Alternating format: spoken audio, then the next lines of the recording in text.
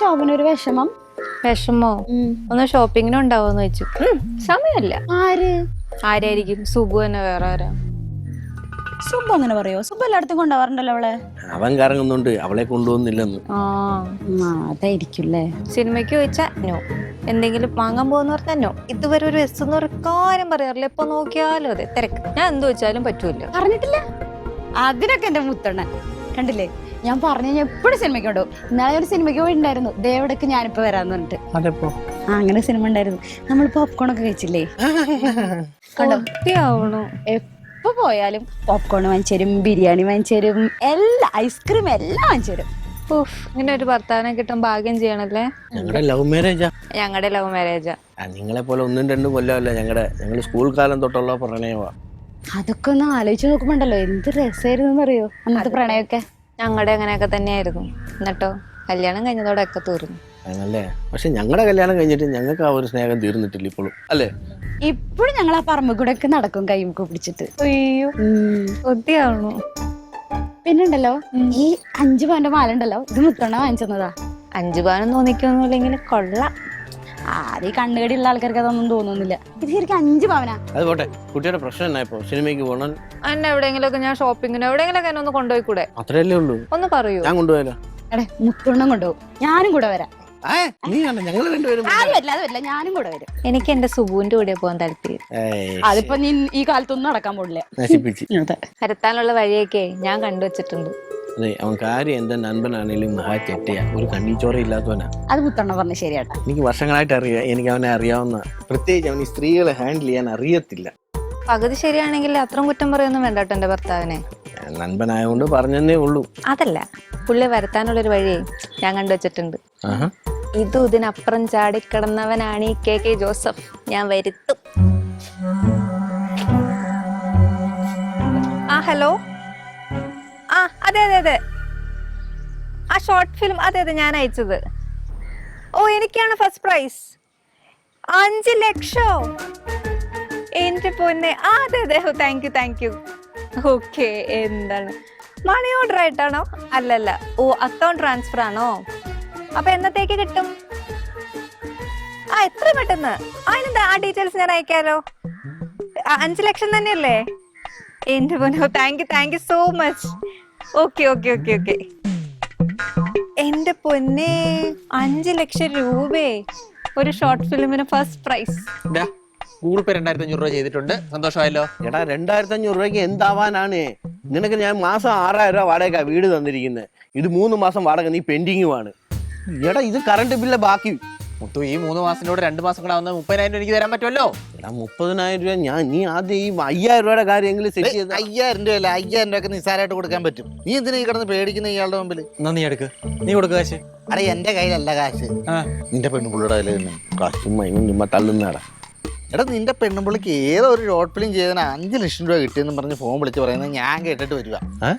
5 ലക്ഷം രൂപ 5 ലക്ഷം രൂപ അയക്കാതെ ഇയാളുടെ 5000 രൂപ തമ്മിൽ എന്താ ആനയാടും തമ്മിൽ വ്യത്യാസം? 5000 അല്ല, ഞാൻ 20,000 വാടക, കറണ്ട് ബില്ല് 5000 രൂപ, അല്ലാതെ ഞാൻ ഒരു 25,000 രൂപ അവന് കടം കൊടുത്തിട്ടുണ്ട്. നീ ഒന്ന് നിർത്ത് നിന്റെ എച്ചി കണക്ക്, അതൊക്കെ ഇതാക്കാം. എടാ, ഇയാളുടെ അതൊക്കെ നീ സത്യം വന്നീ പറയുന്നേ. ഇത് സത്യമാടാ.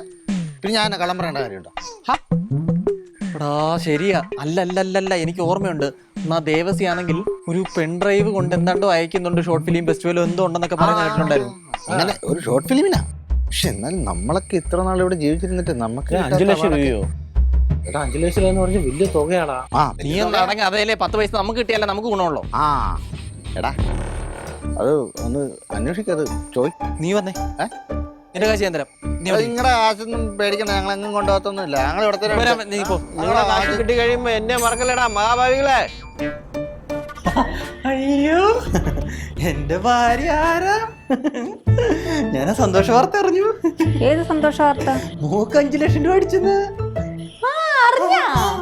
എങ്ങനെ അറിഞ്ഞു? ഞാനല്ലേ നിന്റെ അടുത്ത് പറഞ്ഞ അവക്ക് കഴിവുണ്ടെന്ന്. കഴിവില്ലെന്ന് ആരെങ്കിലും പറഞ്ഞു? അവിടെ കഴിവ് വന്നാലോ, ആ കഴിവുള്ളോണ്ട് അല്ലടാ ഞാൻ കെട്ടിയത് അവളെ. ഇല്ലേ മോളെ? പറഞ്ഞു.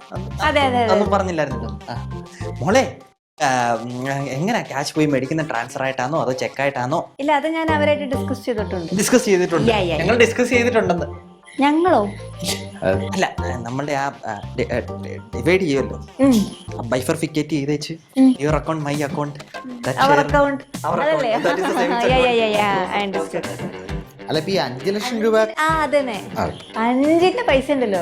അവക്ക് മോക്ക് ഒരു 50-50,000 രൂപയുടെ മേക്കപ്പിന്റെ ഒക്കെ സാധനങ്ങൾ മേടിക്കണ്ട കേട്ടോ. പൈസ തരൂലെന്നാ പറഞ്ഞത്. 5ന്റെ പൈസ തരുമെന്നാ പറഞ്ഞ, നീ പോടാ. ബോധമുണ്ട്, 5ന്റെ പൈസ ഞാൻ തരില്ല. മോളെ കാശില്ലടി. അയ്യോ ആണോ? 10 പൈസ ഞാൻ തരില്ല. അയ്യോ അങ്ങനെ പറയല്ലേ. അതൊക്കെ അങ്ങനെയൊക്കെ പറയൂടാ, ആവശ്യം വരുമ്പോ. നീ എന്റെ പെണ്ണുപിള്ളയുടെ കാര്യം നോക്കണ്ട കേട്ടോ, അത് ഞങ്ങൾ തമ്മിലും നീ പറഞ്ഞ് മനസ്സിലാക്കി. 2 കണക്ക് തരില്ല. രാവിലെ ഷോപ്പിംഗ് വിളിച്ചപ്പോ എന്തായിരുന്നു? സമയമില്ല. അയ്യോ ഹൈഡ് ആൻഡ് സീക്ക് കളിക്കണം അല്ലേ? അല്ല മോളെ, ഹൈഡ് ആൻഡ് സീക്ക് നമ്മൾ കഴിക്കുമ്പോൾ ശരീരത്തിന്റെ അകത്ത് ഒരു വ്യായാമം ഒക്കെ ആവുമല്ലോ. നമ്മൾ ഈ മഴയത്ത് വെളിയിലൊന്നും പോകുന്നില്ല, തിന്നിവിടെ ഇരിക്കുമല്ലേ, തിന്നും കുടിച്ചൊക്കെ. ഇനി അങ്ങനെ തന്നെ ഇരുന്നോ. എനിക്ക് എന്റെ പൈസ ചെലവാക്കാൻ എനിക്ക് ഓരോ സ്ഥലത്ത് പോവാനുണ്ട്. സുമാ എന്നാ ഒരു കാര്യം ചെയ്യാം, പൈസ ഒക്കെ ഞാൻ തരാം. ഞാൻ പറഞ്ഞില്ലേ ആഹ്ലാദിക്കാൻ വരട്ടെ. പക്ഷേ ഞാൻ പറയണ പോലെയൊക്കെ നടക്കണം. പിന്നില്ലോ, നീ മേടിച്ചു തരുന്ന ഡ്രസ്സും ഒക്കെ ഇട്ട് നല്ല ചെത്തായിട്ട് ഞാൻ അതുപോലെ നടക്കും. അയ്യോ അത് ബുദ്ധിമുട്ടാവില്ലേ? അതല്ല ഞാൻ ഉദ്ദേശിച്ചത്. ഞാൻ പറഞ്ഞ കാര്യങ്ങളൊക്കെ ചെയ്തു തരാണെങ്കിൽ പൈസ തരുന്ന കാര്യം ഞാനും ആലോചിക്കാം. അയ്യോ അതിനല്ലേ മോളെ ഞാൻ കെട്ടിയേക്കുന്നത്, നിന്റെ ഭർത്താവല്ലേ ഞാൻ. അവൻ ചെയ്തു തരും, ചെയ്തു തരും. അങ്ങനെയാണെങ്കിൽ പൈസ തരാം. അത്രയുള്ള കാര്യം.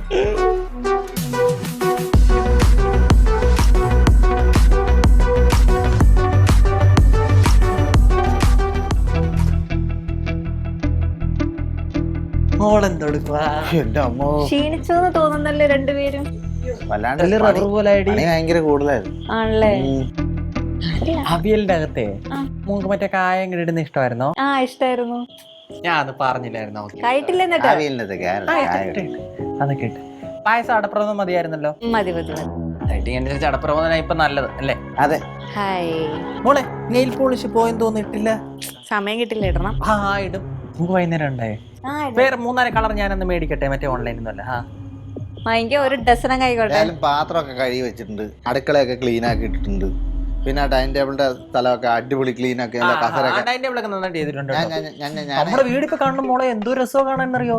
ഞാൻ ഓർത്തുണ്ടല്ലോ നിങ്ങൾക്ക് ഒരു പണിയും ചെയ്യാനറിയില്ല എന്നാ. നീ ഇപ്പൊ ഓടി എഴുന്നേറ്റ് അങ്ങനെ പറയല്ലേ. അവൻ എല്ലാ പണിയും ചെയ്യുന്നു. ഈ നടുവ് റബ്ബർ ആയടി. അയ്യോ അയ്യോ, വൈകുന്നേരം ഒന്ന് ഞെക്കി തരണേ നടുവ്. അപ്പൊ നമ്മുടെ കാര്യം ഇങ്ങനെ പോയാൽ തരണ്ട വരും. നമ്മുടെ കാര്യങ്ങള് പണിയെല്ലാം കഴിഞ്ഞോ? എല്ലാം കഴിഞ്ഞു. ഇനി ഒന്നുമില്ല. എല്ലാം തീർത്ത്. പൈസ മുത്തുവിന്റെ അവിടുന്ന് മറ്റേ റബ്ബർ ഷീറ്റ് വിറ്റ്. ആണോ? അത് ഞാൻ അന്വേഷിക്കണ്ടായിരുന്നു. അല്ല, വൈകുന്നേരം നമ്മൾ കൊടുക്കാന്ന് പറഞ്ഞിട്ടുണ്ടല്ലോ പൈൻ്റെ ഇത്. ആര് കൊടുക്കാം? അത് കിട്ടൂടാ, അത് എടുത്ത് കൊടുക്കണം. അത് വേണം. എന്തു കൊടുക്കണം? അല്ല മറ്റേ എടുത്ത കാശ്, നമ്മള് മേടിച്ച കാശ് കൊടുക്കണമല്ലോ. പണി ചെയ്യാൻ കൊടുത്തു. അതിപ്പോ എന്നോട് പറയണത്, ഞാൻ പോട്ടെ. അല്ല അപ്പൊ വൈകുന്നേരം പണി ചെയ്ത് കഴിഞ്ഞാൽ കാശ് തരാന്ന് പറഞ്ഞു. കാശോ? ഏത് കാശ്? അല്ല 5 ലക്ഷത്തിന് പണി 5 ലക്ഷം? ആര് പറഞ്ഞു? അല്ല അതാ മോള് പറഞ്ഞ 2.5 മതി നമുക്ക്. ഞാൻ പറഞ്ഞു എനിക്ക് പൈസ കിട്ടിയെന്ന്. പിന്നെ ഞാൻ എന്റെ കാതുകൊണ്ട് കണ്ടതല്ലേ, അല്ല കണ്ണുകൊണ്ട് കേട്ടതല്ലേ. ഞാൻ പറഞ്ഞോ എനിക്ക് പൈസ കിട്ടിയെന്ന്? നിങ്ങൾ എന്റെ അടുത്ത് വന്നിട്ട് പൈസയുടെ കാര്യം പറഞ്ഞു, ഞാനങ്ങ് മോളി സമ്മതിച്ച്. ഫോൺ വിളിച്ചത് ഞാൻ കേട്ടതല്ലേ. അത് ഞാൻ ചുമ്മാ അഭിനയിച്ചത്. അതൊരു പോയി. എന്റെ കയ്യില് പൈസ ഇല്ല, 10 പൈസ ഇല്ല. പക്ഷെ നിങ്ങൾക്ക് സമയവും കിട്ടി, പൈസയും കിട്ടി. ഞാൻ വന്നതൊക്കെ നടക്കുകയും ചെയ്തു. എടി മഹാഭാവി, നടുവ് റബ്ബർ പോലെ. നിനക്കറിയോ എത്ര നേരം കണ്ട് പറഞ്ഞോണ്ടിരിക്കുവായിരുന്നറിയോ? നിന്റെ നടുവ് പോവാണ് പോട്ടെന്ന് നോക്കിയായി വലിഞ്ഞു കയറി. നീ കേട്ടില്ല, നിനക്ക് ഞാൻ വെച്ചിട്ടുണ്ട്. വെളിയിലോട്ട് വാ. ശരീരം എപ്പോഴും എനിക്ക് ഈ വേദന വരില്ല. ഇതങ്ങ് കണ്ടിന്യൂ ചെയ്തോ, അപ്പൊ പിന്നെ കുഴപ്പമില്ലോ. എന്നാ ഞാൻ പോട്ടെ. ശരി എന്നാ. ഇങ്ങനെ ഒരു ചതി ഞാൻ പ്രതീക്ഷിച്ചില്ലടാ, അത് നിന്റെ ഭാര്യയിൽ നിന്ന്. എടാ സുബു, വാടക ഉണ്ട്, ഇങ്ങോട്ട് വാ.